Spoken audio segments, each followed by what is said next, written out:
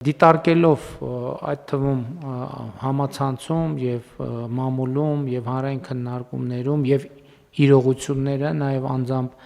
արձանագրելով ես հանգել եմ այն եզրակացությամբ, որ անհրաժեշտ է վարչապետի որոշմամբ երկու խումբ ստեղծել եւ աշխատանքային խումբ ստեղծել, աշխատակազմին հանձնարարում եմ անհատական կազմի մասին տալ առաջարկ, խմբերից մեկը պետքա զբաղվի օդի աղտոտվածության խնդիրներով, որովհետև նախ պետք է այդ խնդրը արձանագրել մեր օրակարգում, հասկանալ եւ կոնկրետ լուծումներ տալ, եւ երկրորդը երթևեկության կարգավորման հետ կապված խցանումների հաղթահարման աշխատանքային խումբ,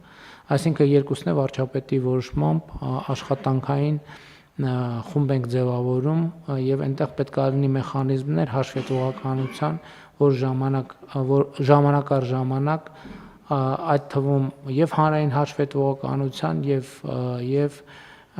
ինձ հաշվետու լինելու թե ինչ աշխատանքներ են կատարված, այսինքն միջգերատեսչական բնականաբար Երևանի քաղաքապետարանն է պետք է ներգրավված լինի,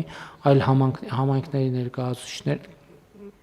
առաջարկ տվեք, թե ինչպիսին կլինի առավել արդյունավետ այդ կազմը, որպեսզի գուցե ունենա փոքր ավելի մոբիլ հատված, գուցե ունենա ավելի ընդլայնված հատված, որպեսզի հնարավոր լինի ներառականություն ապավել, իմիջիայլոց պետք է նախատեսել քաղաքացիական հասարակության եւ փորձագիտական հանրության ներկայացուցիչների ներառումը անպայման, այսինքն ոչ միայն գերատեսչությունների միջոցով աշխատել, այլ ուղիղ անմիջապես, անհատապես աշխատանքային խմբերում իրաց ներգրավվածությունը, որպեսզի փորձագիտական եւ վարչահարական կապը հնարավորինս ավելի